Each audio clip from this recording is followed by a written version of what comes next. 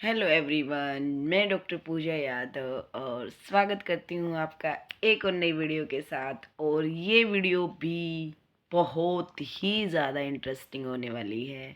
अगर आप मेरे चैनल पे नए हैं तो सब्सक्राइब कर लीजिएगा। और चैनल को सब्सक्राइब इसलिए करना है कि ऐसी बहुत सारी मिथ को जानने के लिए मेरे चैनल को सब्सक्राइब करना ज़रूरी है। तो किस टाइप की मिथ जो आप लोग आधी अधूरी जानकारी रखते हैं। तो मैं ज़्यादा टाइम वेस्ट नहीं करते हुए वीडियो को स्टार्ट करती हूँ, टॉपिक को स्टार्ट करती हूँ।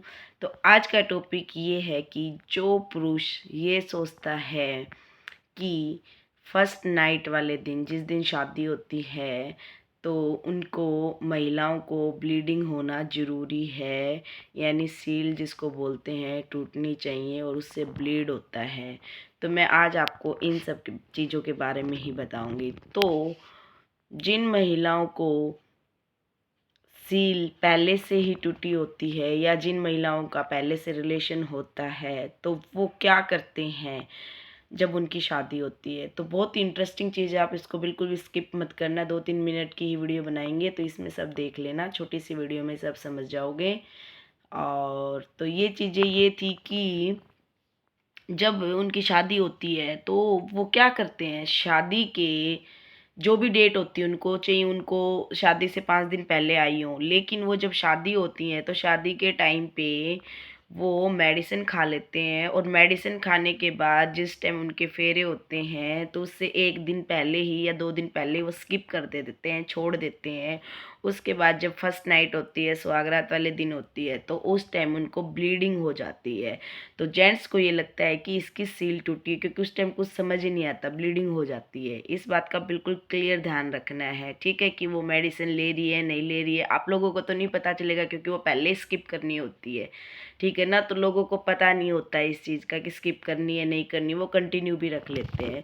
तो अगर आपको ये चीज़ जाननी है तो इस चीज़ का बिल्कुल विशेष ध्यान रखना है कि उनको, जिन महिलाओं की सील टूटी होती है या जो पहले से रिलेशन में होते हैं, वो मेडिसिन खा के और उनको ऑन द स्पॉट यानी बेड पे ब्लीडिंग होती है, तो जेंट्स ये सोचता है कि भाई ये इनकी सील मैंने ही तोड़ी, यानी इनका किसी से रिलेशन नहीं था।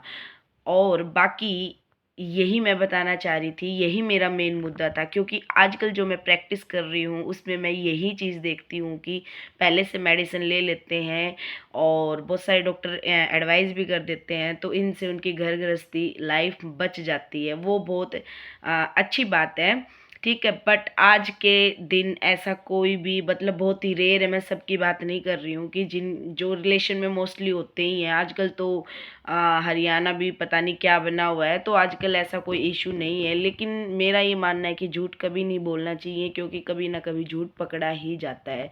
सेम ऐसे ही जेंट्स भी होते हैं, जेंट्स के लिए हम कभी नहीं सोचते, जेंट्स के लिए सब ये सोचते हैं कि भाई जेंट्स को भी ब्लीडिंग होती है, इस बात का विशेष ध्यान रखना है। जेंट्स भी जो मुसलमान में उनमें होता है ना, खतना बोलते हैं, तो जेंट्स को भी ये प्रॉब्लम होती है। तो वो लोग भी मास्टरबेशन से अपनी सील वो तोड़ लेते हैं, तो उनका तो कोई प्रूफ नहीं हुआ ना। तो ये चीज़ें आज के ज़माने में, इसके बिहाफ पे आप लोगों को शादी नहीं तोड़नी है, इसके बिहाफ पे आप लोगों को लड़ाई झगड़े नहीं करने हैं। लेकिन मेरा बताने का मोटो सिर्फ यही है कि झूठ नहीं बोलनी है। तो इस प्रकार की जो कोई मेडिसिन लेता है तो उससे ये पता चल जाएगा, क्योंकि उसको ऑन द स्पॉट तो ब्लीडिंग हो जाएगी जब हनीमून हो गया, सुहागरात होगी, लेकिन उसके बाद भी अगर उसको 2-4 दिन रह के फिर आ जाती है तो इट्स मीन्स उसने डेफिनेटली मेडिसिन खाई हो, क्योंकि इम्बैलेंस हो जाता है उस चीज़ का। तो बस मेरा यही बताने का पर्पज़ था। Thank you so much, channel को सब्सक्राइब कर लीजिएगा।